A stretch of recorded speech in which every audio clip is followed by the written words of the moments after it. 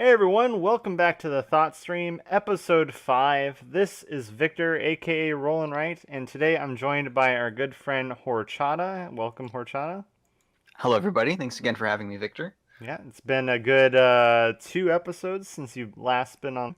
I know Um, it's been so long. yeah, and in today's video, we're going to be talking about Worlds 2019, as well as 16 new cards coming in set 5. 12 of them completely newly teased, and 4 of them were cards in the magazine that have had their abilities and effects changed. So we'll go over those a little later on. But real quick, I want us to talk about Worlds. We're not going to go super into depth on this. Existence Games does have a podcast coming out that had the top 4 players and the lead judge on there, and we talked extensively about Worlds and other things. We won't, so I don't really want to dive into that. I don't want to I feel like that's double dipping. We also talked about 4 new cards coming up in the next set, including a secret rare. But once again, I'll save that for that podcast. If you wanna see those cards and hear about Worlds in more detail, definitely keep your eye open for Existence Games official podcast episode. I think that would be 3. I think. Yeah, and that'll be up. Should be up in sometime in the next few weeks. Um, And how long should we expect that episode of the Existence Games podcast to be? it depends on how much they edit it. But we recorded for 3 hours. Oh, Jesus. Yeah, it Okay. was a long time, but we had a lot of fun. But there will probably be a lot of stuff edited out. Anywho, let's talk about Worlds 2019. We were both there. Yep. I was a competitor. Horchata, you got to be the first official commentator for Worlds 2019. That was pretty cool. Yep. That felt pretty special. When I realized, so just for backstory, when I realized that it wasn't super realistic for me to compete in Worlds as either getting there based on tournament points or going to a qualifier, I proposed to them like maybe if they wanted to have my expertise, being a former top player and wanted me there to commentate over the games as they were going on. I thought that could add something, a little bit more flavor to the games. So that was pretty cool. Yeah, and I think the cool the biggest thing about this, right, is that when they upload these videos, which they've said will hit pretty, I mean, much reasonably more soon than last year's. Those videos will probably be, we'll start to see them maybe in the next month, 2 months. You're gonna have your commentary over them, which I think is really cool. So people who aren't used to the competitive nature of the game or just want to see things from a different perspective, they're going to get your perspective and your commentary on what's going on, which is awesome. They also, Existence Games did a really good job at kind of allowing for more clarity as to what's going on camera. Like Jake used like cards during the game to show like, oh, rulings dispute or stuff like that, right? Right. Those mostly only came into play like one time. There's only Hmm. one instance where he actually needed to make a comment about a ruling that he was doing. Mostly it was like warnings of like, oh, somebody accidentally Yeah. drew 1 extra energy or Yeah, something. which is But still it did nice it did add a bit. because you Oh, can definitely. miss that. I mean, you can miss that kind of stuff when you're watching, Yeah.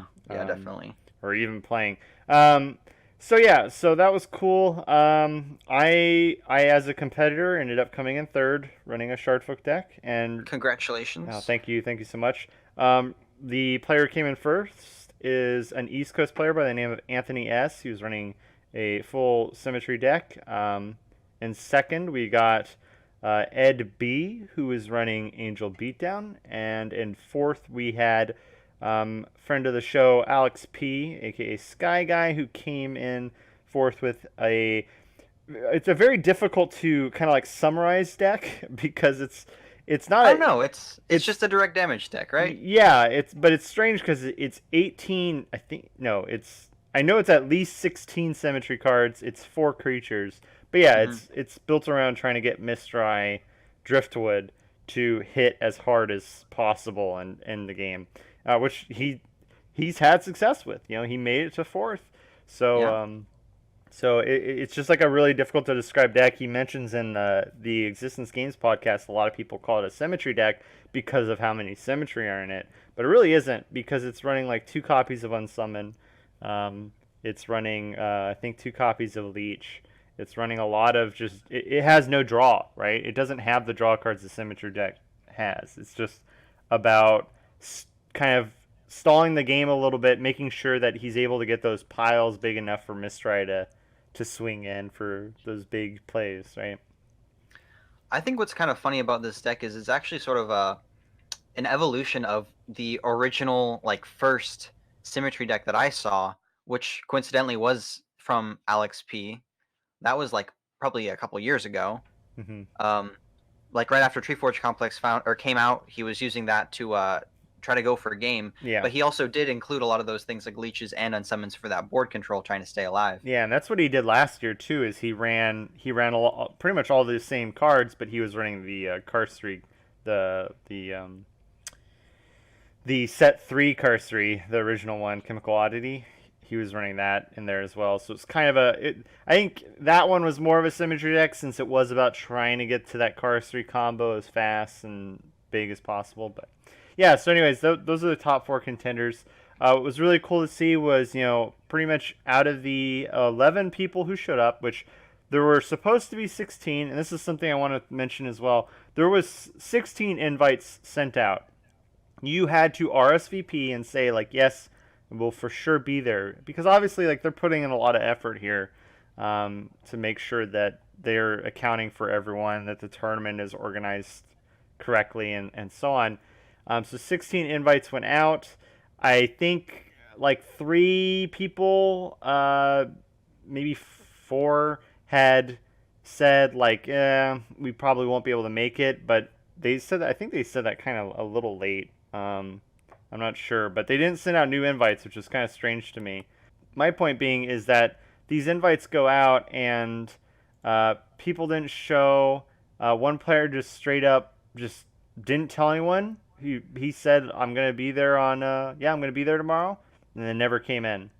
So that really sucks. It really sucks. It was a smaller worlds than last year. It just it's painful to see like all this work and effort and love go into this event, and then it just isn't, I guess, taken as seriously as it should be.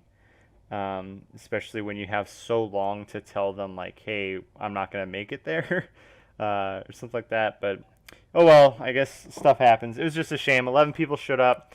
Of those 11 people, we saw a lot of deck diversity, wouldn't you say? Oh, yeah, there was a huge step up in deck diversity from last year. Last year, Oh yeah, everybody was running Angel Beatdown, and then like the top 3 decks that were running Angel Beatdown all ran like yeah. basically carbon Same copies list. of each Yeah, other. yeah. Here, there was also a lot of Beatdown. There were a lot of like standard like the common symmetry toolkit that you see running in pretty much every deck, as well as like a couple of rare creatures thrown in there. But the rare creatures were often like to flavor of that person's playstyle. So, for example, second place Ed was running double ephemera because he really wanted to go for the early game, and he decided that's the strategy that he was going to prioritize. Other people were a lot more, uh, I guess, experimental. Wouldn't you say there were some people running hmm creatures that did not expect to see? Yeah. Do you have any specific examples? Yeah. So one guy was running a dragon deck. He had just rare dragons. He had the Ember Shard Siren. He had Dream Blossom Dragon. He had um, a few of the other ones. I forget what the deck list was. Yeah. I'm sure those will be posted sometime soon, probably around the same time as the podcast from Existence Games.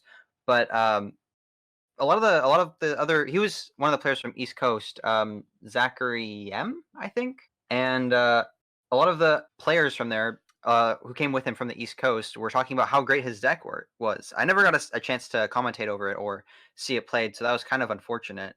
So I was kind of left wondering, did you Yeah, I have didn't a chance either. to see that one? No.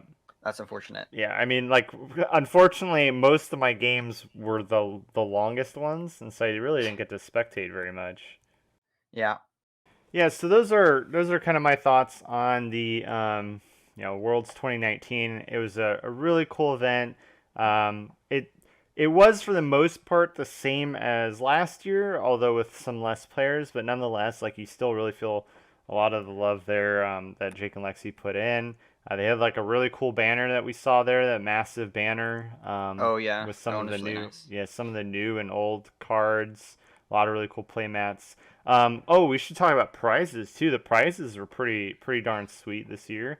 They gave out probably a total of like It was two and about a half cases. yeah. Well, so they gave out essentially $1,000 worth of cards. There's 2 cases. Dang. So essentially the player who got first got a full case with the Harmony Rare. Player who got second got half a case with the Harmony Rare, and then third and fourth got 3 boxes. So the remaining half of the second player's case. Um, that's $1,000 essentially in equity, which is pretty cool. We've of course still got the same things from last year. Everybody who participated got a really sweet looking playmat. Top 8 got a Exodus binder. Top 4 each got signed secret rare trophies, which is really cool. And then of course top 3 get like a unique implemented in Exodus in some way, right? The guy who came in first, he chose to have a card made in his likeness. So Anthony S. Will appear as a card at some point. Ed, who came in second, then chose to design his own dream card. And then I came in third, which means I will be writing a character in a lore. So very cool stuff.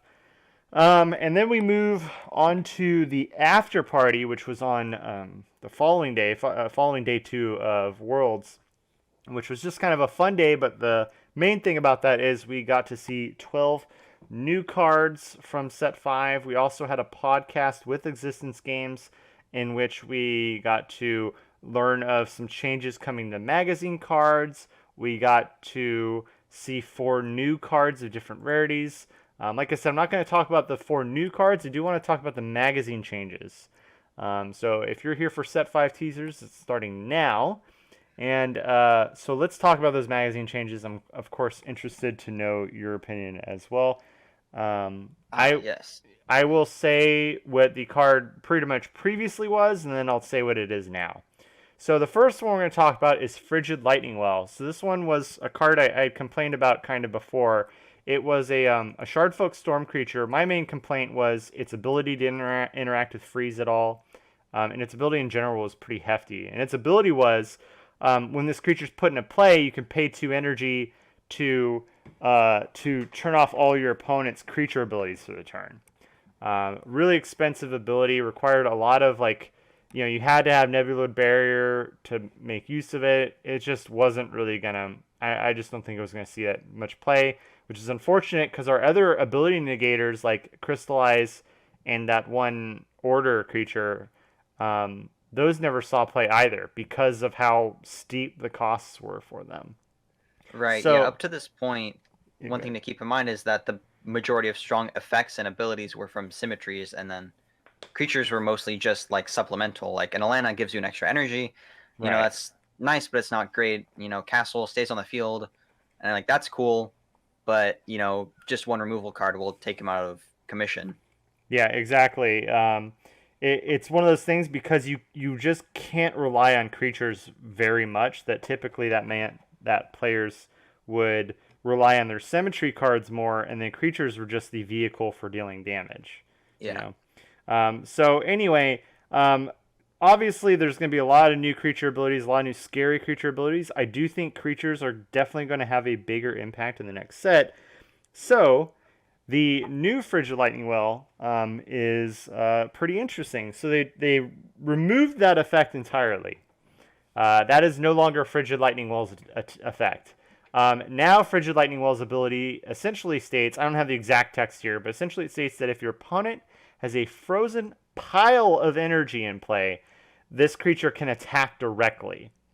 So this makes it like the 4th, I think, creature that can attack directly. So essentially, like you combine that with something like Crystalline Stag, comes into play, freezes a pile of energy, a blank pile of energy in play, and then now your Frigid Lightning Well can attack directly, right? Yeah. What do you think of that? So it definitely is a buff for something like Crystalline Stag, maybe even arguably Knight of the Frozen Claymore. Yeah. I guess with enough shenanigans, it would be funny to see somebody pulling off. I forget what the name of the card is. The one that you move an energy to create a new pile. Is that like Guild Advancement? Guild Advancement? Yeah. It'd be a funny combo to Guild Advancement and then Knight of the Frozen Claymore and then attack directly with this. I don't think that it is going to be the most game impacting card. When you think about how many options your opponent has to prevent you from freezing a pile, there aren't that many options to freeze an entire pile, I guess, is what I'm trying to say. And there are a lot more ways of your opponent stopping you from doing that. So I'm not sure if this is going to be the most ubiquitous card, but I think there's definitely a niche opening up there for a creature like this to be put into a deck. Well, and what I will say is, we won't talk about today, but there's a new symmetry card that Existence Games podcast will cover that does allow you to freeze energy. It's not an entire pile, but I think there will be some ways that you can do it. I think you're right. This card isn't like super impactful. I think it's something that you might see someone try to build a Mistrai in Frigid Lightning Well deck to. That's kind of like their big play. Maybe even have Crystalline Stag in there. At the end of the day, like when you're looking at the meta now or even last year, people usually leave at least one energy blank for Glimpse of the Sanctuary. So, it shouldn't be that hard to freeze that one energy. So I think Frigid Lightning Well can be a little bit more usable even without Crystalline Stag. I don't think you would use Knight of the Frozen Claymore necessarily with this, but you might do something like Frozen Claymore, Crystalline Stag, this guy, and like a Chief Bandit with the intention of Chief Bandit as your main energy generator. You're freezing a ton of energy, making it annoying for your opponent to summon creatures. And then on top of that, you have this guy who can potentially attack directly. You can potentially reversion Chief Bandit and throw this guy on that pile and attack directly.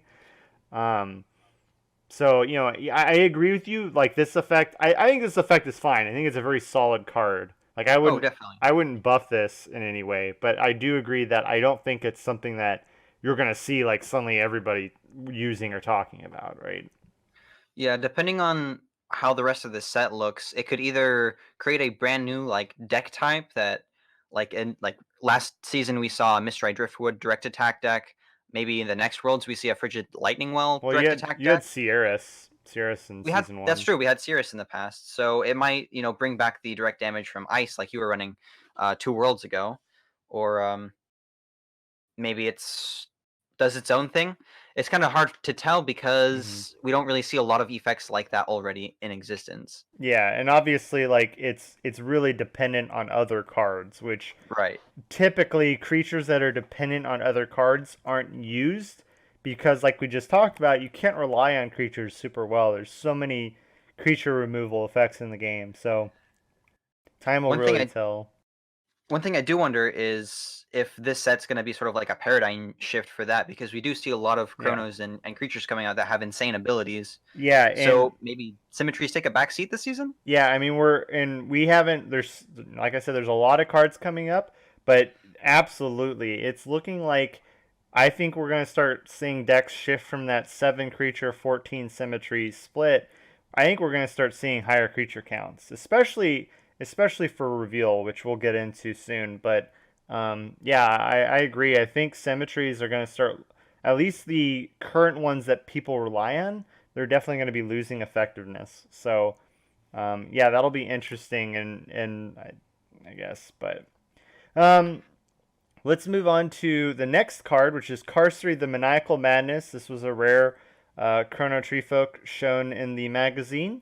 Um, of course, as a Chrono, it had an afterthought ability. Its creature ability was that it does double damage in battle, and then afterwards it explodes. And then its afterthought was that if you have a common, uncommon, and rare Chrono in play, you don't have to pay life points for your cards.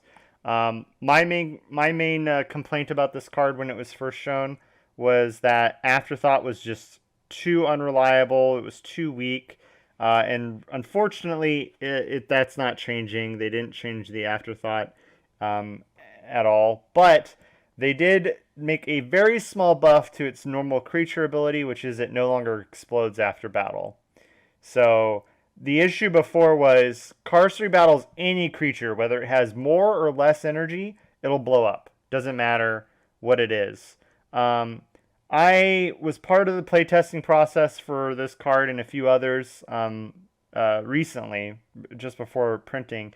And we honestly tried to find other ways, like maybe having it kind of have a trample type effect where the damage carries over, or it always does double damage and then blows up, stuff like that. The problem was the card was either too bad or too good. Whenever you're dealing with double anything, right? Like you're walking a fine line between it is just too good and or not good enough. And so removing the explosion effect essentially makes it so that Cars Through the Maniacal Madness, he can still act as a normal creature when battling creatures weaker than him, and then he acts as a way to kind of trade upwards when you're battling creatures stronger than him, right? Mhm. And I think in that way he's a worse version of Paladin's Parable. What are your thoughts? Well, read me that afterthought text again. If you have a common, uncommon, and rare chrono in play, you don't have to pay life points for your life point cards. You essentially can't lose life points from your own cards Okay, or your own I see. costs. So, for instance, Tanglewood Stag, Star Struggle won't even hurt you. Um,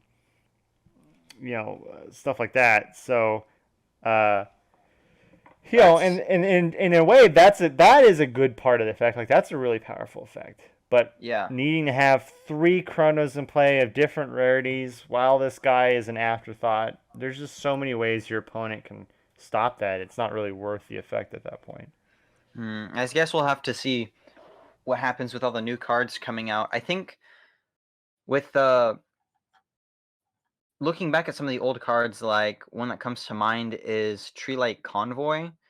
It might actually be more realistic to keep creatures out on the field if you don't have to worry about the costs. Tree Light Convoy's text is pay 1 life point, select one of your common or uncommon tree folk or mush folk in play.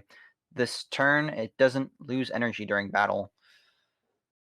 Perhaps there's going to be more options opening up to keep those types of creatures on the field so you can Yeah. keep using. Well, just keep in mind though, this is only if you have a common, uncommon, and rare chrono in play. Right, right. So I don't know if there's going to be a common, uncommon, rare um, chrono tree folk or mush folk. Maybe there will be. But regardless, like I don't know, it's so prone to just symmetry or any kind of creature removal at all. Like they just have to bop one of those guys out of play and you lose this effect. So Yeah. but anyway, I think buffing his creature ability was nice. I think it makes a little bit more sense now. Like I said, it is a less useful version of Paladin's Parable, but the only upside is that it's not vulnerable to leech like Paladin's Parable is. Mm. Paladin's Parable super vulnerable to leech, and of course, Paladin's Parable. There are times where it's like the only pile of energy I have in play is a pile of 3. Like maybe she just got reversioned or unsummoned or something. It's like now I can't play her because if I do, she's on a pile of energy that I'll be giving to my opponent or something like that. So like there's some upside. I just think in the more general sense, it's kind of just when you're looking at creatures that trade upwards in energy, it's not as useful. But this is a rare creature, whereas Paladin's Parable is a secret rare. So Yeah, I don't know. I think changing the effect the way they didn't really do a whole lot. If I was going to run this card, I would probably only be looking to either use its afterthought or try to trade up with damage. yeah, So it yeah, exploding. You've already talked about this. It's exploding already just sort of like was a moot point because I would only ever want it on the field when I was about to attack into something much bigger. yeah, exactly. Well, I mean, at least now, if for whatever reason that gets stopped, like let's say they play chains, you don't have to worry about them just running a 1 energy creature into it and destroying it. Yeah, definitely. That's the upside. But yeah, I agree. Like that's why it's such a weird card. Is like the creature effect isn't super good. So then you start looking at the afterthought, and I don't think the afterthought is super good either. I think there certainly can possibly be a deck there, but just keeping 3 very specific creatures in play for long enough to really benefit from it is going to be very hard. So. All right, well, let's move on to speaking of secret rares, let's move on to Time Glypha. Time Glypha is getting a massive buff. Like absolutely bananas level buff. Um, Yeah. so Time Glypha before this was, while it's in play, you can conduct the phases of your turn in any order. Really unique and interesting effect. There's going to be a lot of craziness associated with it. The problem when I was playtesting that Jake had pointed out was, man, it has to last the entire turn after you summon it for you to really benefit from it a lot. Hmm. And that obviously is very hard to do. And so I was like, well, what if you can summon it during the energy phase? Um, and that suddenly made it a little bit more interesting because now you can summon an energy phase and then start switching up your turn order from there. Or even in draw phase, I think also. Like it was like draw phase and energy phase.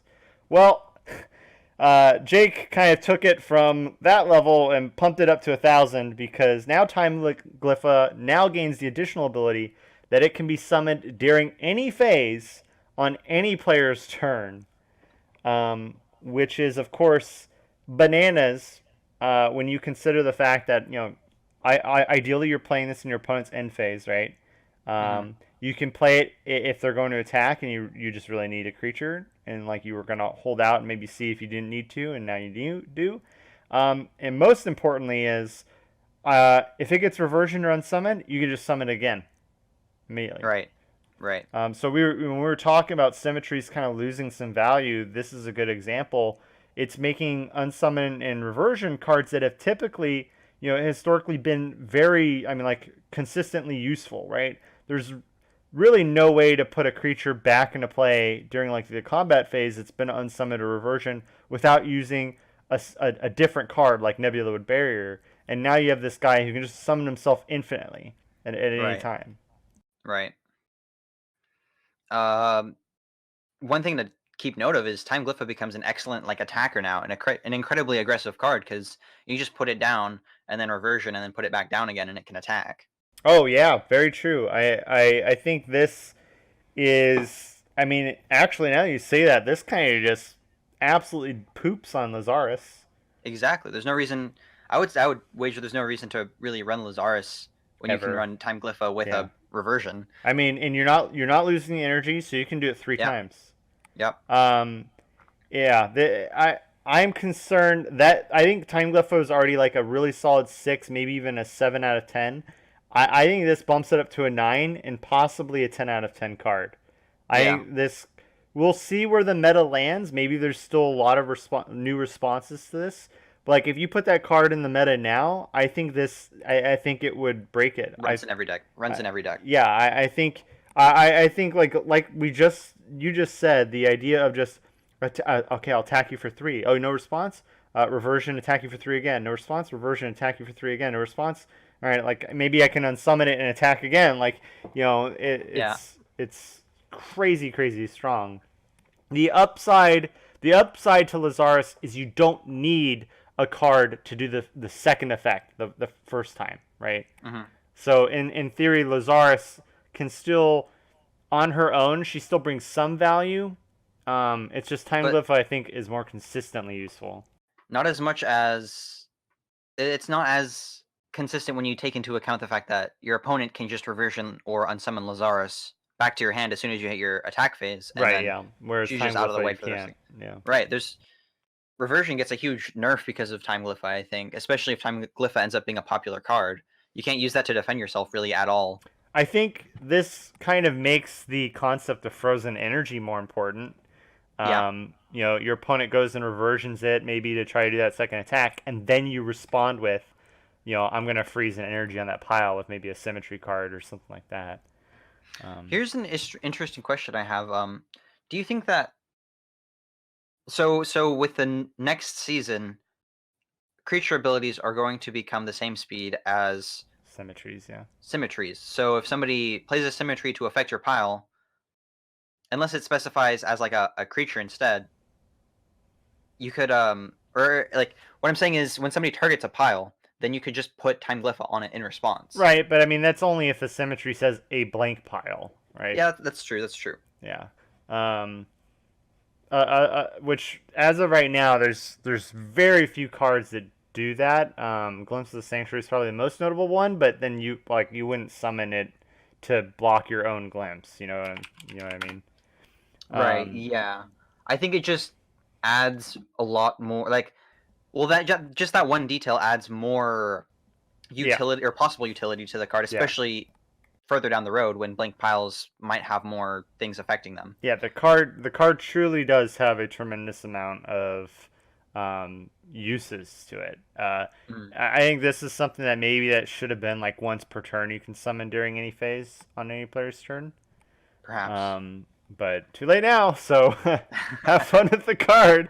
Yeah, and I think this sets a precedent that I think we saw. Set 4 secret rares for the most part they weren't very good. Paladin's Parable and Harpoon Halberdier I think were the most useful.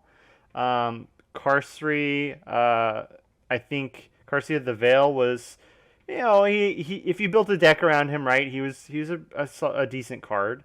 Yeah. Yeah. But He the could be okay. but the rest of them were pretty underwhelming. And Oh, definitely. set 4 was designed and printed during set 2, so it's understandable that they didn't know where the game was going and they didn't want to overpower. They didn't want to make cards that were just too good. Hmm. I think they wanted to be conservative. But the question then remains is, well, what's the goal of secret rares? Is the goal of secret rares just to be rare for the sake of being rarer?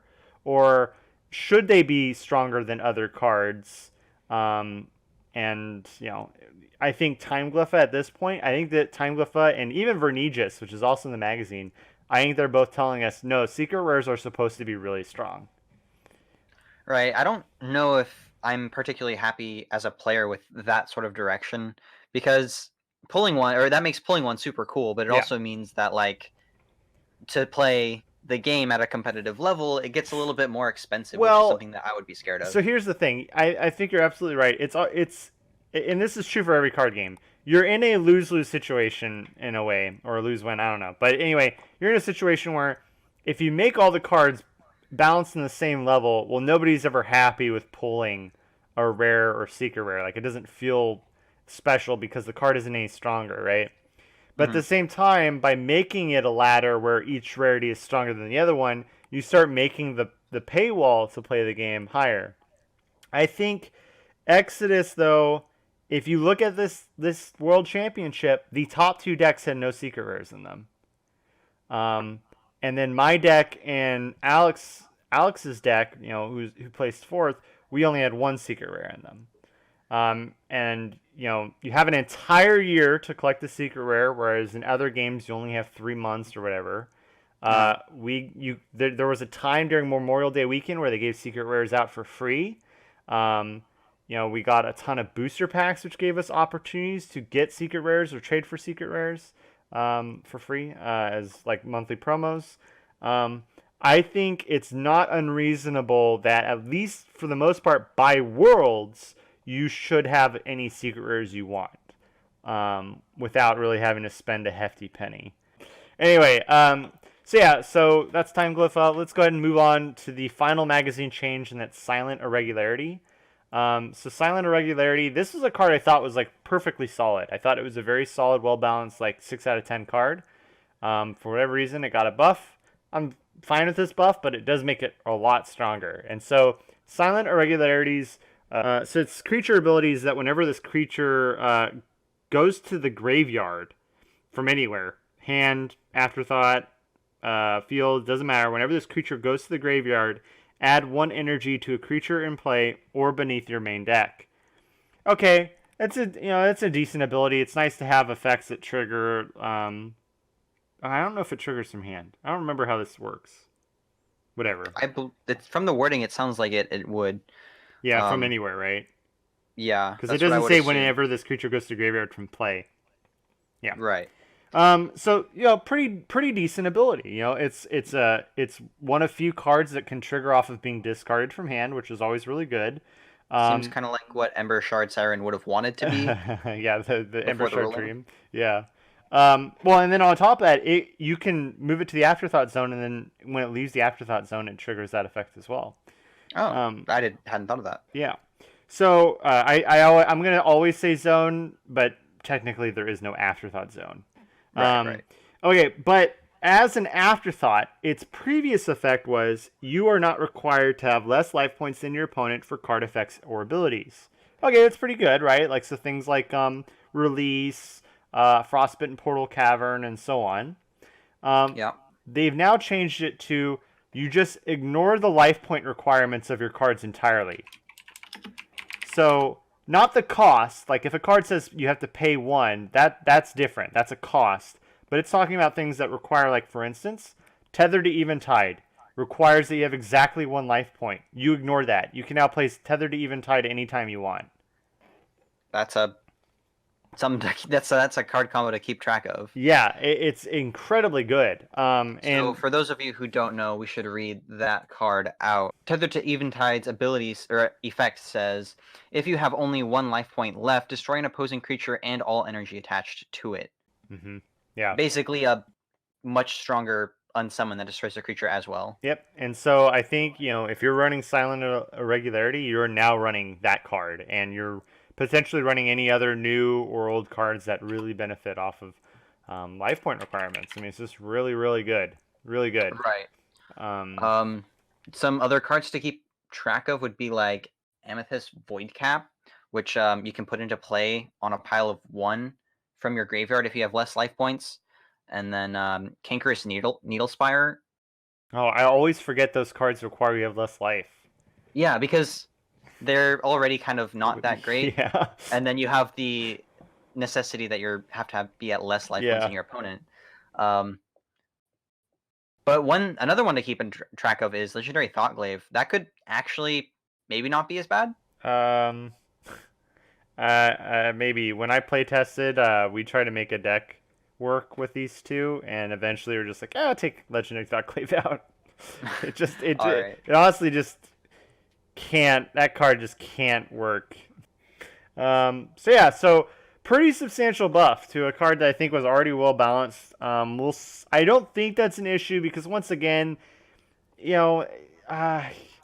afterthoughts are going to seemingly have quite a few weaknesses. I don't know. We'll see. And symmetries, of course, in general, are kind of getting a little weaker. But fun fact: Tether to Eventide would be a really good counter to Time Glypha. That's a good point. I don't have to unsummon a reversion. I can just outright destroy it. So yeah. Okay, one thing to add on to Silent Irregularity is it's basically only ever going to be as strong as the cards that have requirements for you to be at less life. So, in the current meta, nobody uses Amethyst Voidcap or Cankerous Needlespire or Legendary Thoughtglaive, not really Thoughtstream's Edge or Blossom of Veil. Those are all the cards that I could find that require you to be at less life points than your opponent. Nobody uses those. Their abilities aren't that great. The exception of maybe Thoughtstream's Edge on edge cases. Haha. But, and Release. So one thing that you will want to watch out for is if there is ever any card like Tether to Eventide that is really strong and requires a certain life point count, then Silent Irregularity gets really strong. At the moment, I don't really think that it's that strong as a creature or afterthought by itself. I think it's definitely a card that gets better over time because obviously, like, as they add in more, you have more options to play with. Yeah. Right? So, all right, so that's it for the 4 magazine changes. Now we can start talking about the 12 after party teaser cards. This is going to vary from common and uncommon symmetries to rare creatures. So let's go ahead and start with the very first one we'll talk about, and that is Guild Leader Symposium. This is a common symmetry that states each player may add 1 energy beneath the main deck or to a creature in play. If a player added it to a creature that was multiple types, that player may draw 1 energy. I think as a common symmetry card, this is a nice effect. It's not like super viable. It's not like you're gonna see this really that often. See it in draft maybe. Yeah, more than that, I think there's certainly a case for when you're looking at the 2v2 format. You make sure you and your teammate have multiple types. You can potentially, even more than that, you are running maybe a Rhoda, so you can benefit from this like on turn 1 before anybody has creatures in play. Because if your opponent is forced to add energy beneath their main deck, they can't use that energy ever unless they just so happen to be running a Rhoda. So if you make sure they have no creatures in play, even if they have blank piles of energy, they essentially don't benefit from this effect at all. And then if you have multi-type creature in play, and if you're on a team, you only need one, then you can benefit from this a lot. So Yeah. I think there's a case that you could maybe see that at the very least tested in that kind of circumstance. Um, but yeah, I think it's nice that as a common symmetry, there is like some decent use case here. Very very niche, but it's there. Yeah. Um, so moving on to the next card, that's Project Oblivion. This is a common symmetry as well. Simply states that each player draws 2 energy cards from their energy deck. I don't see this card really being played all that often. No, probably not at all. The only exception is there are seemingly a lot of cards in this set that are about discarding cards to trigger powerful abilities. So this is a way to kind of create discard fodder since you're turning one card into two. Assuming you have a way to waste it for your enemy. Maybe you don't care that your enemy has energy cards, or maybe you have like Vortex or something else. Yeah. Yeah, I agree that you probably won't see this card really run at all, but it is something if I was running a discard deck, I might look at and think, depending on where the rest of the set goes, is this a possible use? But yeah, for the most part, it's your opponent's benefiting from it too, and quite a lot. So um, we'll see. Once again, if you're playing team format and you're going first, and you maybe have vortexes in hand, you can potentially get a lot of energy out before your opponent really gets the benefit from it. Oh yeah, that would be a nasty combination to go up against, but Yeah, because you'd have I, 4 energy on your side of things. another niche situation that I would have considered maybe early on was putting this in an all symmetry deck.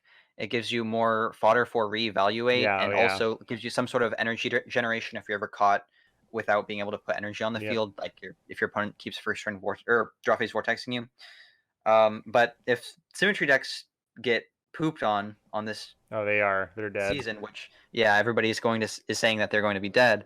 I don't see this really having too much of any impact on the game. No, but you did bring up a good point, which is, hey, you get first turn vortex. That always sucks. That's why some people ran. That's why a lot of people ran invoke during season one, right? Was because Yeah. if you get turn one vortex, you can invoke, get energy out and play. Glimpse can potentially build you back up. This is a good situation or a good card for that kind of situation as well. Since I got turn one vortex, but I drew into a Project Oblivion. But once again, I think we can both agree this is probably a card we'll almost never see. It just really depends on if there's anything else coming in this set that might help mitigate the fact that your opponent's drawing 2 energy. But yeah.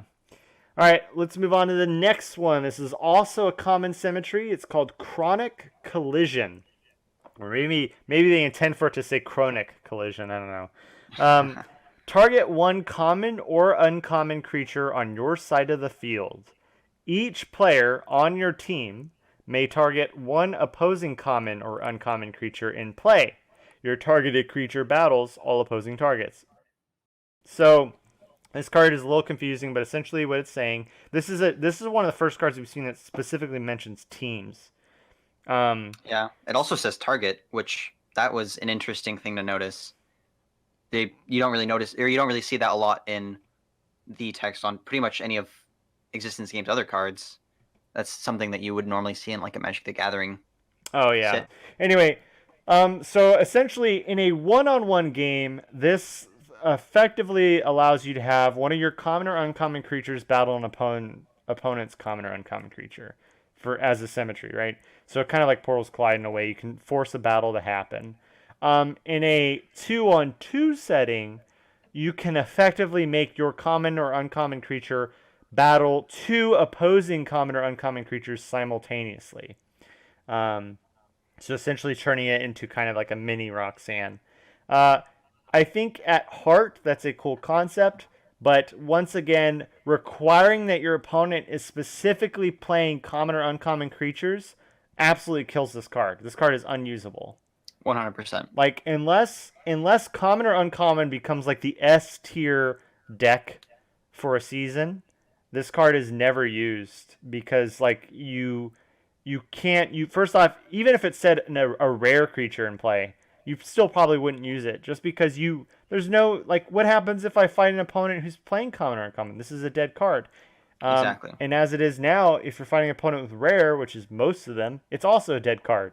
So its effect isn't even really great enough to even warrant that risk. So kind of kind of disappointed. But I this is one of those cards where it's like it's a common symmetry. So whatever, it's one of those cards that you pull in a booster pack and just toss to the side probably.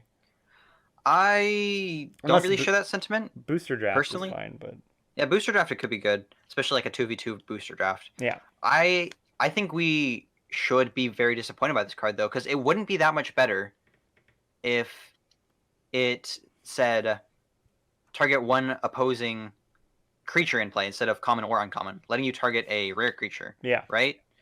Yeah, In that case, it becomes playable. It doesn't become like some sort of game breaking card. It becomes something that people would actually be realistically like wanting to run. I don't think that's too much to ask in a common symmetry. Yeah, You know, I think this is a card that I also expressed a similar concern during playtesting. I forgot what the reason was for just leaving it as is. I think yeah, I don't remember. I think it's just one of those things where they just want it for booster draft. I don't remember though. But yeah, like, unfortunately, it is what it is. it's one frustrating problem that I feel like is kind of consistent with the cards that Existence Games has been making. Well, I We mean, saw it back with Drifter's Beginning. We saw it with Portals Collide. it's consistent for every trading card game though. I mean, every trading card game is going to have just completely useless cards. Okay, but a completely useless card like maybe Project Oblivion versus this card, which is literally unrunnable. I mean, like it's better than Portals Collide in that Portals Collide was a rare card, so pulling that was like Yeah. a lot more egregious, whereas this is just a common, so you're not really super worried about it. But I just think that it's definitely something that I don't know. As a player, I'm pretty disappointed that it wasn't a Well, more. so my thing is when looking at set 5, one of the things I talked about with Existence is their desire is that if a card is specifically designed around a niche circumstance with your opponent, like typically a card that counters something, how like release is designed to counter change specifically, but Yeah. release isn't used because of how hard it is to kind of benefit from, and well, it's just so specific. They express that what they wish they did with release was give it a secondary effect. So that way, if you're not getting that primary effect, you're still benefiting from it in some way. It's a shame that this card doesn't have something like that. Like if your opponent doesn't have a common or a common creature in play, you can just add an energy to that your targeted creature at least, Mm-hmm. something like that. So that way it's always usable in some capacity. Um, yeah, I mean that's pretty much all I think I can really say. But yeah, it's a common, so at least you're not heartbroken when you draw it, or pull Yeah. it from the pack. All right. Portals Collide. Hey, I still ran Portals Collide once. Once. Next symmetry is Anthem of Humanity. This is a common symmetry. The effect states, search your graveyard for one common creature and add it to your hand. If you have less life points than your opponent, you may also search your graveyard for one uncommon creature and add it to your hand. I think this is a pretty cool card. We're going to start seeing more and more cards, I think, in this set that are promoting the idea of having a multi-rarity deck versus, as of right now, you're either like common, uncommon, or rare. This is promoting the idea of having all three in one. Or at the very least, this one's promoting common and uncommon together. I think the ability to just pull a creature from your graveyard to hand, especially if you can get both of them, I think that is decent.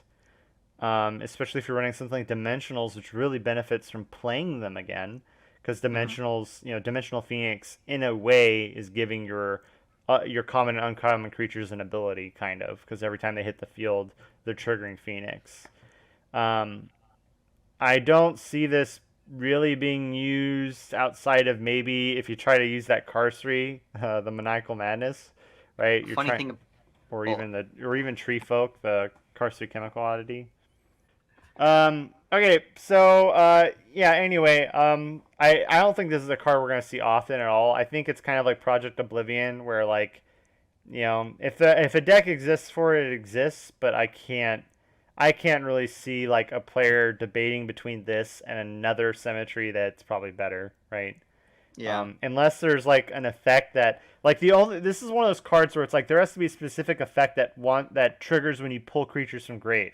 Like if there's yeah, a symmetry that like, oh, this stays in field until you send a creature from grave to hand, then this card becomes usable.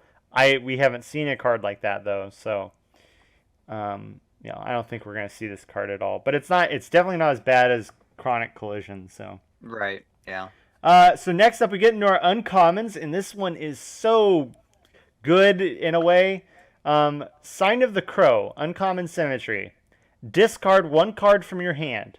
Search your main deck for one chrono and add it to your hand, then shuffle your main deck. So, bam! It's been a while, but we have another creature search card, right? We have Endlemore, and now we have hmm this. What are your thoughts? Whenever you're introducing a card like this, which lets you search your deck, there's always the possibility of like going infinite.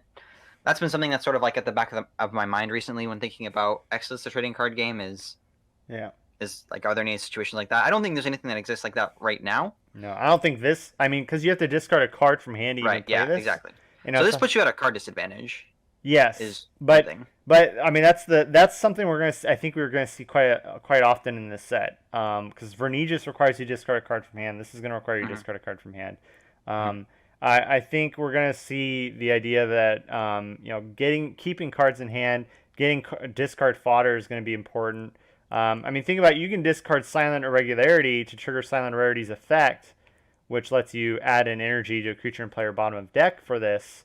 And what's really cool is you could search your deck for a Rhoda, pull it out, a Rhoda's effect triggers, which states that it instead goes to the bottom of your deck, which, hey, now you have an energy there from Silent Regularity. And then because a Rhoda didn't go to hand, you then get to search for a different card in your main deck, a different chrono in your main deck to add to hand. So I think this is a possible symmetry to see in a Rhoda deck. Uh, I think this is a possible card to see with something like Silent Irregularity, since you can use Silent Irregularity as the discard fodder and still benefit from its effect, which is cool. Um, and I think we've already seen Chronos look very strong. I think this is a solid card. I think it's pretty well balanced in a way. Um, yeah, I mean there's not really a lot to talk about with it though, since like it's just so simple. And for the most part, with the exception of Eroda and Silent Regularity, I don't think nobody else really has interactions with this card, Yeah, just from its own effect. So I think I'd say that we don't see it super often, most likely, except for in Eroda decks, just because of the card disadvantage is kind of yeah, frustrating. big oof. Um, which isn't necessarily a bad thing, No. if it helps you with Eroda Well, and if you have a way to a lot. generate energy to hand, I think you're using this. Yeah, yeah. Maybe if you have like a reveal Chrono deck or something like that. Uh-huh. But I don't think that's gonna be realistic for next season. We'll see. We'll see how it plays out. Yeah. I am. This is one card that I'm definitely gonna keep my eye on, as far as seeing how often people run it, because Chronos are definitely going to be Yeah. very popular. And this is an uncommon too, so um, it's yeah. I think as an uncommon, I think it makes sense. Yeah. Um, yeah, pretty cool. All right, so let's move on to the next one. This next one's really cool. The next one's called Chivalry of the Wilds. This is an uncommon symmetry. Its effect states pay one frozen energy. First card to, I think, require that. This turn, your common and uncommon shard folk and their energy can't leave play due to opposing effects and abilities. Um, wow. As an uncommon symmetry, I think this is pretty sick. Yeah. That's Um, like a huge step up. You don't normally see uncommon symmetries that have the potential to have be like this game impacting. Like the yeah, first thing I thought of when I read it was Treeforge Convoy. Envoy Yeah, or Convoy. Yeah. Um, this is sort of like that, but it's more narrow and yeah, it's more narrow. It also it blocks opposing creature abilities, and the nice thing is Envoy prevents all symmetries. This only prevents your opponents, so right, it yeah. can still benefit from yours. In a way, Um, this is probably a lot better. yeah, the only downside is paying one frozen energy. It's very specific, right? Right. So whatever synergizes with that, I think if you're running this, you're definitely looking at, as I mentioned, there's a symmetry that we're going to talk about in the existence podcast that allows you to freeze energy. I think you're definitely running that with this probably, or at least thinking about it. Potentially running Night of the Frozen Claymore, or Crystalline Stag, stuff like that, right? To Hmm. freeze your energy to really benefit from this card. Um, the only downside is common and uncommon Shardfolk, for the most part, is not a good deck. Shatterglass Owl is pretty bad. Um, so like you're kind of almost, I think, building a common uncommon Shardfolk deck strictly for this card, strictly to benefit from this card in some way. Um, and there's a card coming up we're going to talk about that synergizes with this card in some crazy ways, and I'm looking forward to talking about it. So we'll get there in a few moments. So One thing to pay attention to with Chivalry of the Wilds is that it's going to make mirror matches between people running this yeah, really, really annoying to watch, yeah, to play in a tournament with. Because even playing like with them, like next to each other, like if they're playing each other during a tournament, that tournament's gonna they're almost definitely gonna go to time, in my opinion. the only downside is your creature can still be frozen, so like Yeah, they can still freeze it with certain cards. But yeah, I agree. Like in a mirror match setting, this could be a little wonky. it doesn't Uh, stop chains though. no, it doesn't, sadly. But Chains has a lot of other ways to be stopped now. True, true. All right, so next up we have Cryogenic Criterion. This is an uncommon symmetry. Target one energy on each side of the field and freeze them. Hey, this synergizes with Chivalry of the Wilds. Then all opposing afterthought abilities become inactive for the turn. The rest of the turn. Um, I think I think this card was specifically designed with Chivalry of the Wilds in mind. Um, and I don't think the fact that it only disables afterthoughts is enough for me to really care about using this card a lot. I think you're only using this if you're running Chivalry of the Wilds or any other card that requires frozen energy to be paid. Yeah, and there's also the fact that it requires, or it's essentially only helpful It requires against, energy on both players' fields. requires energy on both players' fields, requires that your opponent, or it generally is most helpful when your opponent is running Chrono, so they become afterthoughts. Yeah, yeah. So Um, there's actually a couple other things though. This card I think synergizes decently with Chief Bandit because you're going to have two frozen energy in play. yeah, So he'll generate two energy off that. The other thing is your opponent, let's say turn one, they play a pile of three energy and they go to creature phase. You respond with this and freeze an energy pretty easily, which as of right now, there's no way to do that. mm, So now they can't summon their creature. yeah, that's a good point. Um, so I think I don't think this card is bad. I just wish the afterthought ability thing was a little bit better. Um, I like maybe even destroy a destroy afterthought, stuff like that. But turning off their abilities for the rest of the turn, it's okay. I like I said, I think you're using this for cards that require you to pay frozen energy or even just Chief Bandit. Um, Yeah, this has maybe some synergy with Frigid Lightning Well, right? Like it allows you to freeze more energy on your opponent's side of the field, potentially creating a frozen pile. So, you could put down just a pile of one by yourself, and then hmm if that's the only blank pile, then it could get frozen. Then you've met the requirement. hmm yep. All right, let's move on. Next one is Treeforge Boardroom. This is an uncommon symmetry. Can This we just take a second to appreciate that the word boardroom is in a card game you should with see monsters and dragons? you should see the artwork. The artwork's pretty cool too. It's inside a tree and it's a table with just a bunch of chairs and books and stuff. I think thematically that is both like genius and also just insane.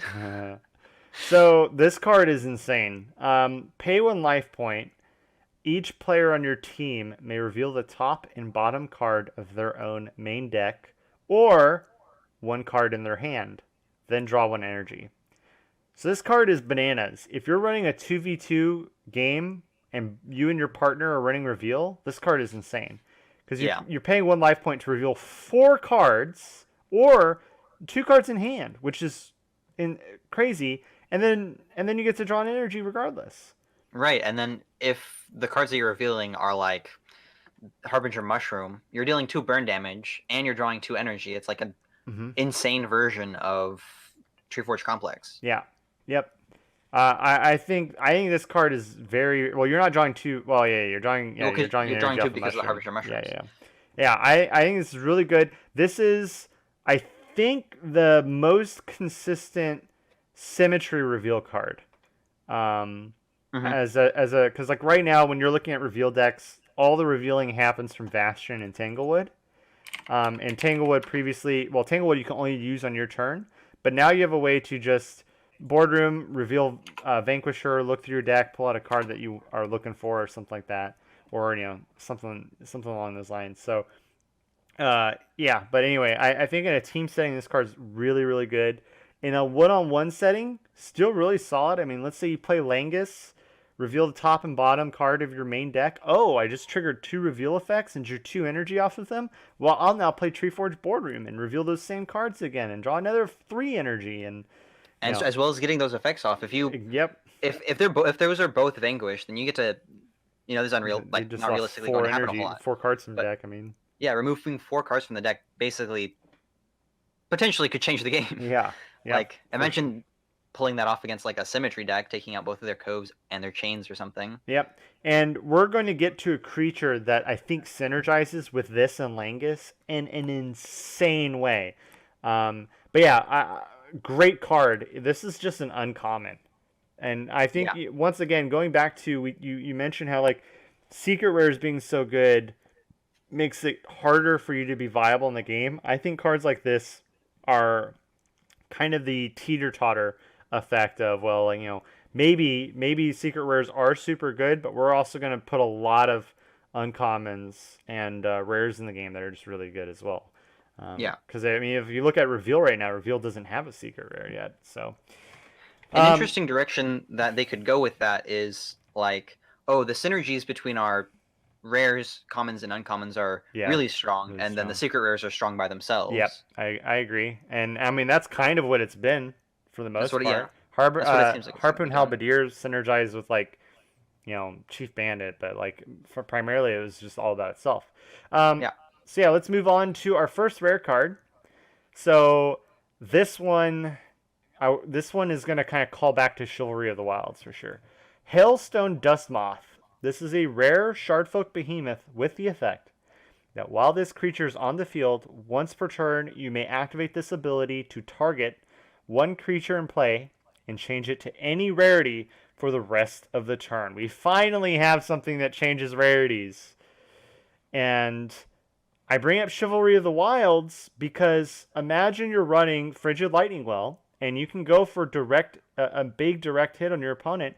You can have Hailstone Dustmoth change Frigid Lightning Well to a common or uncommon and make it immune to leaving play. Mm-hmm. And so Frigid Lightning Well can pretty much, I mean, you can do the same thing with Sierras too, but essentially you can make it so that it can attack with a certainty that it will not be affected by your opponent. Same even goes to something like Treeforge Envoy. So I think this card's really cool. I don't think it's like on its own. This card isn't special in any way. It's obviously on its own it does nothing. Um, but I think this opens up a lot of. I mean, we have a lot of cards that are all about rarities. I think this does open up the potential for a lot of interesting kind of interactions. Right? What are your thoughts? Yeah. The potential for the interactions with this is it's definitely exciting to think like of the different ways you could apply this, but I'm not sure that any of those ways are going to be super consistent or helpful enough That's been a consistent problem with synergies in Exodus. The game's so fast that even when you do get two cards to synergize together, and if you are able to pull it off, it maybe isn't as strong as like another card might be by itself. It could be really cool. It definitely needs cards that work with it, and I'm not seeing anything that honestly makes me think that it might be super strong. You know, cryogenic or not. As you were saying, Chivalry of the Wilds is cool, but I don't think those two together are really enough to. Well, actually, it would take three to have like it target another creature, as you Well, were saying. I don't think yeah, it's I mean up there. it's really all you're building your deck around the idea of capitalizing on it, right? Like you're building a deck with the intention of like trying to get a pile of 10 or something with a Frigid Lightning Well, and that way it's immune to pretty much everything it can swing for game. But yeah, I mean they're like you said, that's the problem with combinations in this game is it does move super fast, and so they have a hard time staying consistent. Hmm. Um, yeah, I think it's just like I said, it just opens up a lot of combinations that you might never see normally. Yeah, And it's a card that kind of gets better over time. I definitely want to see a symmetry that does this as well. I think a symmetry will be significantly better for this kind of effect. But yeah, I mean, because the downside is you also don't see a lot of opponents running cards that benefit their rarities. But this does kind of work in that situation too. If your opponent is running something that wants those rarities to be important, this allows you to kind of negate it. But there aren't any big ones yet. But if it happens, this could be pretty good. yeah. All right, so now we get to the probably the most complicated one we're going to talk about today, and that's Shard Scale Terahedron. It's a rare shard folk. Now, Frigid Lightning Well's effect that it used to have has been essentially reworked and moved to this creature. So, here we go. This creature has a long wall of text. You may activate this ability from your hand and pay 1 energy to put this creature into play on an existing blank pile on your field. There's more, but I'm going to break that down. Essentially, this is saying you can pay 1 energy to put this into play. If it enters play on your opponent's turn, pay an additional energy. Okay, so I can pay 1 energy, summon this creature on my turn into play at any time, or if it's my opponent's turn, I can pay 2 energy. Okay, and then finally, when it enters play by this ability, opposing abilities become inactive for the rest of the turn. So if you opt to trigger this creature's ability to summon it in by paying energy, you negate all of your opponent's abilities.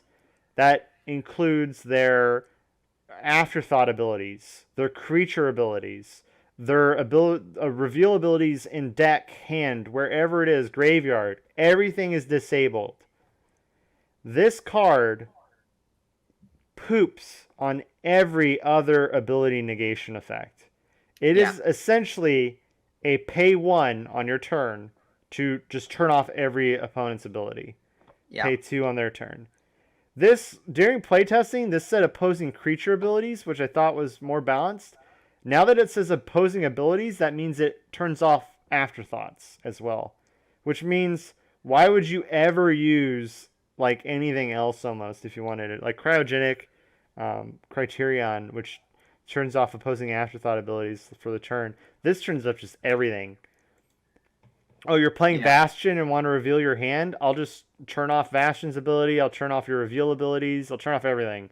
Nothing Lantern matters. Leaf Lore already wasn't that big of a problem this Yeah. past season. Yep. Now it's like even less so. Castle all of a sudden becomes a lot easier to manage. Shut off. You can even shut off Vernigis's ability this way. Yeah, In a way, this actually forces your opponent to, if they have a Vernigis in play, it forces them to respond by activating Vernigis' ability just to steal it from this guy. Otherwise, they'll lose everything. yeah. Turns off Time Glypha's ability from hand, from field, doesn't matter. Wherever it is, it's off for the That's a turn. good point. Yep. This is just a really, really good card. I definitely think this will see play. Oh yeah, But in a any few deck things. because it doesn't I, care. a few big comments that I have is one, rip Henbel Maiden Gravitas, Yeah, because he's this is dead. what she should have been, honestly. Yep. And then two, it's like I'm a little confused over why they specify that it has to be by this ability. I think that it could have been a good addition to the cards that benefit off of like Nebula Wood Barrier or Apparition Grove, I think is Mm-hmm. the name, Mm-hmm. where you can do it either way. One might be cheaper than the other, but like gives like more options when you're running a deck like that. Yeah, I feel like that was an opportunity they kind of missed out that on. was probably an oversight more than anything. I don't think that was intentional. I think that was just an oversight.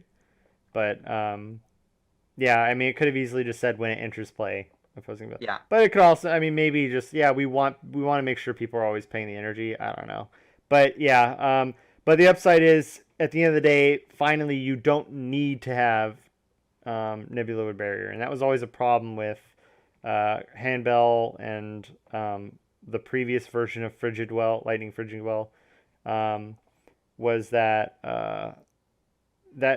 Frigid Lightning Well, sorry, was that it was too much commitment for what it was, and now pay one, pay two, it summons itself or puts itself in play and triggers this effect. Just really, really good. And like I said, I mean, unless they change the ruling on this, um, chrono creatures have two abilities. They have a creature ability and an afterthought ability. Because this card does not state creature ability, that means it affects both, which I think makes this way, way stronger. If it didn't affect both, then okay, this is still a really good card. But because it also turns off afterthought abilities, this becomes one of the best afterthought negators in the game. This is essentially pay one to turn off those and creature abilities. Like, holy cow, I'm benefiting so much. Um, and I can play it on either player's turn. Like, yeah, really, really good. Um, really, really good card. Yeah. I think that this card is definitely a really great counter to Time Glypha, but I wonder if like how exactly the resolution of that is. If I try to summon Time Glypha from my hand on Uh, my turn, say, what during my most likely the resolution is, and it's the same for this. Um, most likely the resolution is you reveal the card, say I am activating this ability, and then you can respond with this before Time Glyph hits field. right, if that is the case, I think that's super strong for Terrahedron. And definitely a great way to counter Time Glypha. I mean, If Time Glypha gets really popular, I think this card gets really popular along with it as a counter to that. yeah, I mean, even if not, it's still, even if like Time Glyph hits field at least the first time, you can still respond with this, right? Like, let's say your opponent says, okay, I'm summoning Time Glyph. Let's say they rule that no, Time Glyph doesn't have to be declared; it can just be summoned. Mm-hmm. I feel like it's so weird because it's so weird because normally what you say is I'm entering the creature phase, and then Mm-hmm. you just put the creature out and say I'm summoning this. Mm-hmm. Whereas right now it's like I'm just going to summon this, and there's no forewarning to it. I Right. don't. Because Time Glyph's wording is different. Like this card says you may activate this ability from hand, whereas Time Glyph, we didn't see the exact wording. I don't know what Time Glyph's exact wording is. They just said that it can now be summoned during any phase in any player's turn. So that's the key thing, and obviously whatever their ruling is on it.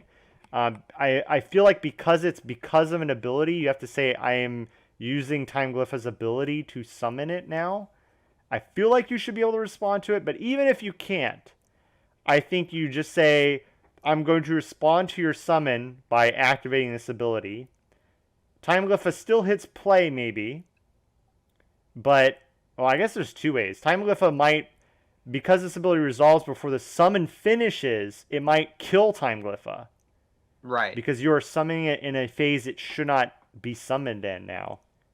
That would be interesting. Or Yeah. it might bounce it. It might just bounce it back to hand as like you can't do that now.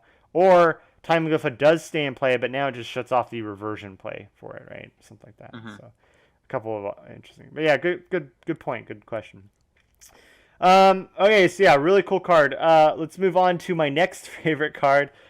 These creatures are all these starting with shard scale and following the final two cards here are really really good. Bristlecone Phantom Pine. This is a rare tree folk with the effect: when this creature attacks, target one card in your graveyard and put it back in your main deck wherever you like. Then draw one energy for each rarity among creatures in play. This card is so insane. Oh, I You just want to can't. put my Crystal Cove or my Chains back on top. Yeah. I want to put it, wherever I want. Well, think of reveal. If Yeah, you have like exactly. Put it on bottom and top, and you just stack your Langus and your Treeforge Boardroom. right. Yeah. It And even going back as far as like I don't know, maybe Ethereal Aurealis. You have this attack, put a creature on top. You could even put something like a reveal creature like Vanquish. Put Vanquish on top. Then you can attack with Ethereal Aurealis, attack directly. Then you also get Vanquish effect, yeah. yeah. So Yeah, potentially busted. well, and then you're always guaranteed to draw an energy because you Yeah. have at least a rare in play. Yeah. But if there's like a secret rare reveal card, you're probably running that. Then you're drawing two energy. You're drawing energy off of any cards you reveal in that turn as well. Really, really strong card. I honestly like based off of the reveal cards we've seen so far. I think reveal might be the S tier deck for next season. We'll see. That's what a lot of players are saying. But here's the interesting thing, though. Then do players just start running Shard Scale Terrahedron? I wouldn't be surprised. Because then you just completely kill the reveal deck. At least for a turn or two. Yeah, I have no idea. Perhaps you run perhaps you splash a shard scale in your reveal deck. Just That's to not prevent their impossible. shard scales. Yeah, exactly. Yeah, that's Is this pretty going to be the funny. next Crystal Cove? It very well could be. Yeah. Well, which is fascinating to me. I think it's very interesting, and it's definitely going to force people to kind of evolve around everything. Crystallize I think is looking a little better too. I mean, in a way, actually, think about this. If I'm running Reveal, do I really want to run Shard Scale when I can just run Crystallize? And Crystallize will only cost me one energy at all times. Um, and you're running Reveal, so you're always going to have that energy in hand anyway. I don't know, one of the two, but Shard Scale requires you have a blank pile of energy, right? So it has some counters to it. Can be unsummoned too. So yeah, very fascinating. This card's super good. And you go back to the 2-on-2 format. I think if you play this, you're definitely considering running Langus, Treeforge Boardroom. As you said, Aurealis is a play. Really, really good. All right, let's talk about the final card. Once again, I said these last three creatures are all super duper good. This card's no exception. Mechanical Hallucination. This is a machine chrono. So its creature ability is, while this creature's in play, your opponent can't draw cards due to their own card effects or abilities. Holy cow. And then its afterthought ability is that you may send this afterthought to the graveyard to add one energy to a creature or pile in play, which is also really good. This card is a very, very good card. Yeah. This shuts down Vortex, shuts down Glimpse, shuts down Reveal, because Reveal can't draw energy now due to the Reveal effects. This shuts down Symmetry, because it's all about drawing, right? Yeah. This is a tremendous card. The Afterthought ability alone shuts down Leech. Yeah. And it counters energy destruction to some degree. Completely. And what's great is the creature effect's really good, but the problem is with chrono creatures, a lot of their afterthoughts are good, but when you make them an afterthought, you have no way of getting it back unless you're running Thoughtstream Eventide Sword to intentionally destroy your own afterthoughts. But then that sucks. This gives you a way to get it back in your deck whenever you want, because you can at will turn it from an afterthought back in the graveyard to add that energy. I think that's definitely it's like a hint from existence games. They're like, we definitely want you guys to use this creature's ability as its creature ability, not trying to keep it as an afterthought as you Yeah. might with the other ones. Yeah. It also helps with the machine card that came out last set, Turbine Apparatus, which Mm-hmm. says its ability says when this creature is summoned, shuffle all machine type creatures from your graveyard into your main deck, then draw Yeah. one card. Those two work really well together, where you can keep Mechanical Hallucinations Afterthought on the field until you're either nearing a deck recycle or nearing being Playing able that to summon card. this, Yeah. and then immediately you activate the Afterthoughts ability, put it in the graveyard, and then you get to potentially play it again. Yeah, that was definitely something that I was interested in as well for that reason. Because I think this hurt. I mean, like this definitely like changes the game up quite a bit. Mm-hmm. Like, you wanna vortex me? Go ahead, but I'm gonna benefit from the vortex more than you will. Like way Yeah. more. You want to play glimpse? Go ahead. Like, this is gonna really what we talked about how like a lot of the core symmetries look like they're being shaken up, and they really are because do you run reversion and unsummon when you know that people are running time glypha? Do you run vortex and glimpse when you know people are running mechanical hallucination? When you know people are running like there's the chrono creature that summons blank piles. Like, do you run reveal? Like, do you run Bastion when you know so many people are running reveal and you're going to potentially trigger their effects? Do you run reveal when people are running shard scale? There are so many interactions now that I think we had great diversity this season. I think next season we're going to see even more.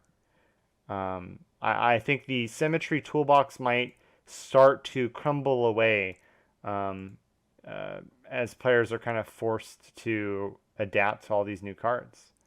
Um, I do think Vortex, though, with things like Thoughtstream, Afterthoughts, Thoughtstream, Eventide Sword, obviously kind of starts making you think a little bit less about symmetries as safely as you have. I think even cards like Time Glyph, which can potentially just like come out, can kind of hurt the way Vortex functions, since like you Yeah. can take your draw phase away later if you want. Uh-huh. You have this card. You have, think I think there are just a lot of factors that are starting to make players think like, okay, Vortex might be dead now. Which is good because I mean that also means we can finally stop hearing about Twisted Vortex, which people keep talking about, and I'm pretty sure if Vortex goes down, Twisted is going down with it. Fingers crossed. Yeah. But that being said, this card is still really good. I think whoever runs this card is happy with it, right? Like, if you're going an opponent who's not running Vortex, who's not running Glimpse, cool. Then I'll use the Afterthought effect. You know, Mm-hmm. if you are running against someone, you're like, cool. They're not going to be benefit. Those are dead cards. Um, so I still think this is still just a really really good card. It's definitely something you're going to see people use. I think I I don't think the last three creatures we talked about, you're definitely going to see in decks pretty often. I don't have as high expectations for Mechanical Hallucination as the other two. I Mm-hmm. think it's a nice addition to people who are really worried about people popping off with a lot of draw, but draw by itself isn't something people are usually that worried about, except for with symmetry cards and with Vortex. Well, like I said, this stops them from drawing from reveal. That's a good point. That's a Can't good point. can't draw energy cards, which seems to be prevalent in the next set. I mean, imagine you're running reveal, and you you maybe have like 10, 12 creatures in deck because I don't need energy. I don't need symmetry, which is usually about getting me energy or removing energy, because I have all these different ways to get it. And then someone pops this out, and you're like, oh, I Yeah, have to get rid of that. yeah. um, That's another thing that I want. Another comment I wanted to make was with a lot of the new cards that I are coming out. I've noticed sort of that it seems the main. Well, okay, this is obviously something that Existence Games would tell you themselves is that the set is mainly supporting Chrono primarily, and then also Shardfolk and Treefolk. yeah, Um, I don't really see much support for Angels and Dragons. nope. Angels was an okay spot before, but not necessarily the best. Angel Well, Beatdown they was all they they right. confirmed that there will be none for this set. There will be none. None, Okay. none directly. Like there might be indirect support, right? Right. But Right. none intentionally directed at them. They've told me none directed at order. Sadly, none at dimensionals. So it seems like it's just going to turn into three main decks, which is going to be Chrono, Treeforge, or Shardfolk. Hopefully, it doesn't Possibly. turn in.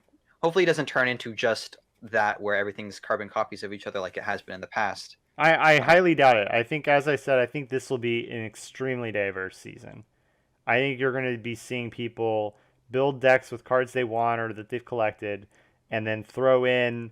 I mean, like there's like a game a six player game of rock paper scissors going on here, where like there are just so many counters to other counters to counters to counters. I think you're going to see people build decks they want to build. They're going to throw in counters to decks they're worried about, and that's going to force players to always stay on their toes. Um, because like that's the thing that you see in games that are like heavily established that right. have a large number of cards to choose from That's is what you see in like Modern for Magic or right. other popular formats from other card games. Exactly. And to be honest, I think we're getting. I think last season was great, but I think when you get to the point where you finally stop seeing the same 12 symmetry in everyone's decks, I think that's when you're going to start seeing like the magic happen. Season one was really bad because you saw the same creatures and symmetries. Season two, you saw the same symmetries. I think this season, ideally, I mean, I agree. Like they're obviously potentially we could be wrong. Maybe reveal is just so good it doesn't care about all these counters somehow. But I think because these counters exist, if something becomes a big problem, if everyone's running reveal, you'll start to see players run the counters to reveal, like Shard Scale Terahedron and Mechanical Hallucination.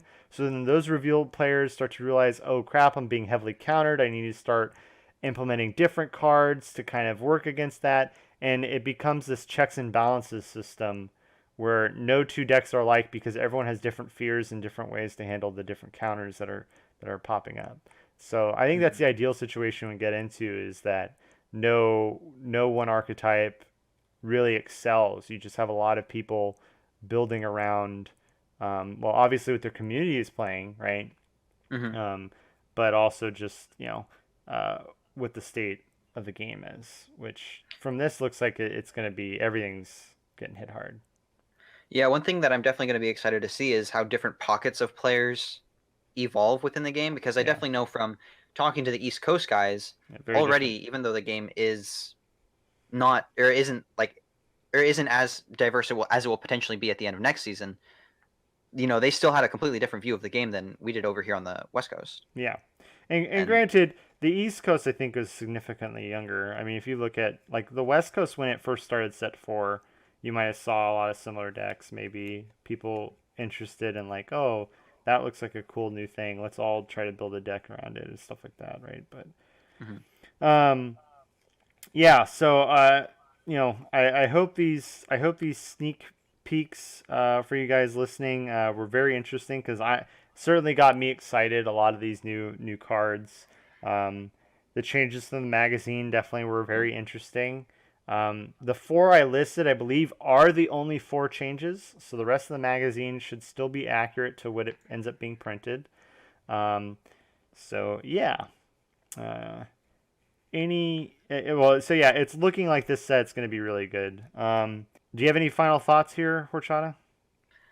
I don't have anything else to say other than that I'm super excited to get my hands on the box that I pre-ordered and for the season in general. Oh yeah, and that's another thing for people who might not know this.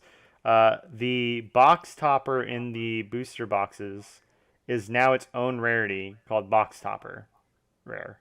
So Oh, I think it's still considered a rare, but it is no longer considered a secret rare. It's considered a box topper rare. Um, that's exciting. Yeah, which is interesting. All right, so I don't really have anything else I want to add here. So thank you for joining us. I hope the kind of talk about worlds and set five was interesting. I will see you guys in the next episode where we will probably inevitably talk about more set five. So thank you for joining me, Horchata. Of course, anytime. All right, It's always a guys. pleasure to talk with you. Yeah. All right, guys. See you next time. Bye.